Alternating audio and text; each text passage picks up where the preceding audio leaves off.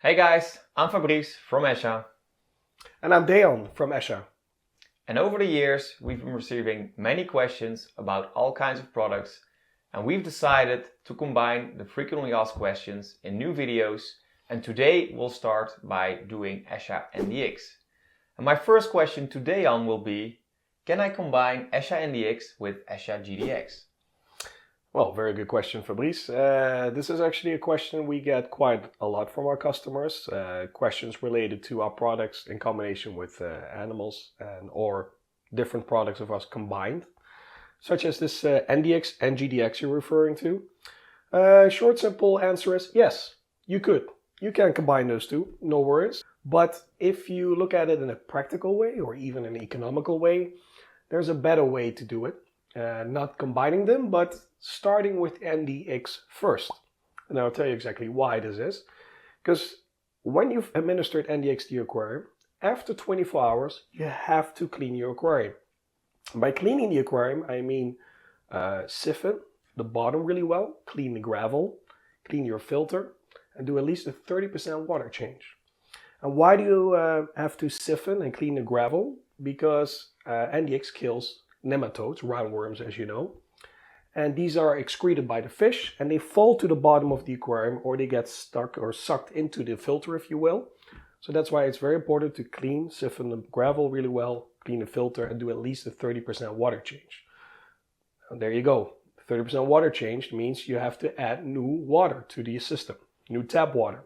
This water has not been treated yet by gdx if you would have combined it with ndx from the first day. So you would have to administer again a first day dosage for that newly added water. That's why it's more practical to start just with ndx, have some patience, wait 24 hours, clean the aquarium, do a water change, and then start your treatment with gdx. Oh, and also very important, after 2 weeks, we always advise for people to treat the aquarium again with ndx, because nematodes, they lay eggs, and these can have been hatched by that time. So for these new worms in the system, you have to treat again with ndx. They will kill those worms again, and then after 24 hours, again, clean the bottom. Yes, very good. Clean the bottom. I cannot emphasize that enough. Very important. Clean the bottom, siphon the gravel, do a water change, and clean the filter. I already know who's going to receive a call when I have to siphon the bottom. But please remind me that I have to do this extra treatment after 2 weeks. Yes, I will. This brings me to my next question. Mm-hmm. I have a lot of life in my aquarium, and I'm wondering if I can use ndx when there are shrimps and snails inside my aquarium. Okay, yeah. Nowadays, people actually not only keep fish, we do see they keep a lot of ornamental snails even, and they keep a lot of shrimp. Shrimps are very popular nowadays. And I actually know firsthand that you have a very beautiful discus aquarium with beautiful ornamental snails and with beautiful shrimp in there. Very good point. So you want to use ndx in your system at home, for example. Does it affect any of these animals? Well, the short answer is, I know you have a freshwater system, and then it's yes. No problem at all. Freshwater shrimp, freshwater snails, a combination with ndx, no problem. The marine system, then it's a little bit of a different story. So let's say in the future, you suspect your marine fish is suffering from roundworms, from nematodes, and you want to administer ndx. You can, but you have to be very careful, cautious, which means I always say when you're a marine system, get a separate small aquarium, a hospital tank or quarantine aquarium, whatever you want to call it, and treat your fish there for nematodes. And why is this? Because a lot of marine systems have a lot of live rock even to this day. Live rock is the heart, the machine, the filter of the marine system. And as the word says, live, it's alive. It has a lot of live animals in there, microorganisms, but even worms and a lot of poisonous animals. And if you add ndx to your marine system, it can trigger these poisonous animals to excrete a poison into the water. Well, you can imagine your fish will not be happy with poison into the water, so it can cause some problems. The other thing that can happen is it does what it does. It kills these nematodes and roundworms, but it kills a lot of other worms as well. So if you have a lot of worms, which you usually have in a system with a lot of live rock, you get an instant increase of dead waste, detritus, which can increase your ammoniac and your nitrates in your water, causing an increase in poison. You're actually poisoning your system. So therefore, we recommend very important marine systems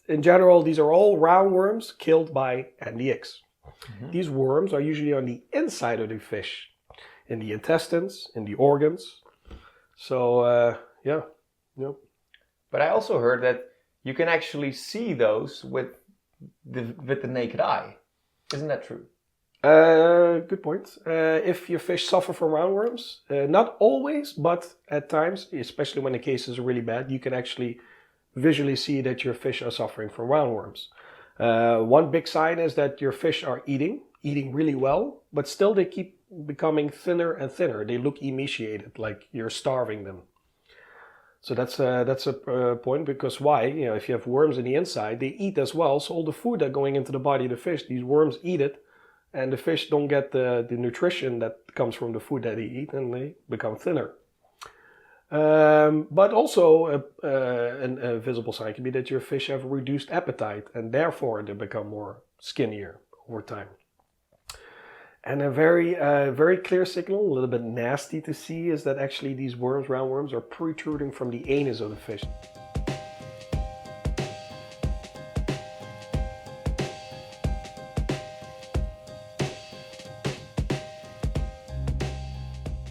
And the other thing, there's actually an opposite of a very thin fish. Another symptom could be that the fish looks like they're bloated, like blown up, because they have so many roundworms in the inside. The fish looks really blown up.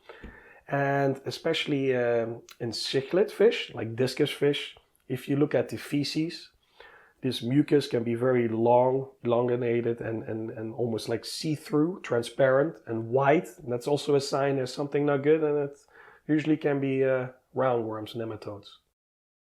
Now, I'm also curious, are there any precautions I should be aware of when using eSHa ndx? For example, with respect to filtering. For filtering, we always recommend keep your filters running day and night, even during treatment. But there's no problems, absolutely no problems, if you're filtering just over non-absorbing materials, such as filter wool or sand or gravel, because they don't have any retracting capability. They don't take the product out of the water. But we do have, or a lot of people use chemically activated filter material, and then we do advise to remove this from the filter before administering NDX, because it can diminish the positive effect of our product. And with chemically activated filter material, I mean fresh activated carbon, for instance, or UV, any sterilizers or oxidizers or raisins and protein skimmers in marine aquariums. Actually, specifically looking at marine aquariums, protein skimmers we always advise to turn off for at least 4 hours after using NDX. And if you have a UV light, we advise to turn it off for at least 24 hours after administering NDX. Interesting to hear that there is again a difference between marine and freshwater aquaria. Well, yeah, there is a difference in equipment that people and different kind of filter materials and styles they use. So, such as the protein skimmer, that is very predominantly in the marine aquaria. And then, like I told you, we suggest to turn it off at least for 4 hours after administering NDX. Okay. And when I'm doing this treatment of NDX, are there any other products of any other manufacturers I could use in combination with NDX? We do not recommend it because, simply we do not know what's inside of these products, because we do not manufacture it ourselves. So. Should I change my feeding pattern? Should I watch them more closely, put extra or less food? Oh, when it comes to food and fish Yes, during yeah, treatment? yeah. Okay. What we do notice, especially with sensitive fish, such as discus fish and scalare, they sometimes stop eating out of themselves during treatment because simply the product is working. Because what the NDX is doing, they're making these nematodes, these roundworms that are inside the body of the fish, feel very uncomfortable. They start moving around, the fish doesn't feel well, and it stops eating. But it will start eating again as soon as the treatment is over and they feel a lot better. But in general, we suggest when you administer NDX is to, on the first day, just don't feed. And on the second and the third day, you can feed the half the normal dose that you usually feed. And then you can slowly build it back up to the normal feeding regime that your fish are used to. Okay, and talking about administering NDX, maybe we get to a very crucial point, for some obvious, for some simple, but how do I dose eSHa ndx? Well, the most basic question, right? How do we dose it? Yeah, very simple. NDX is very straightforward. It's 1 drop per 1 liter. So if you have a small, let's say 10-liter aquarium, you just need 10 drops of eSHa ndx. If you have big aquariums, like 100 liters, 100 drops, but that actually equals exactly 4.4 milliliters of NDX. And if you have anything bigger than that, people can go to our website. We have a very wonderful dosage calculator.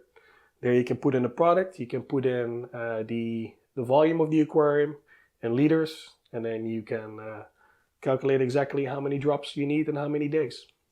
I think we'll put the link to our dosage calculator in the description box below. And maybe it's good to give some visual aids on how to dose eSHa ndx.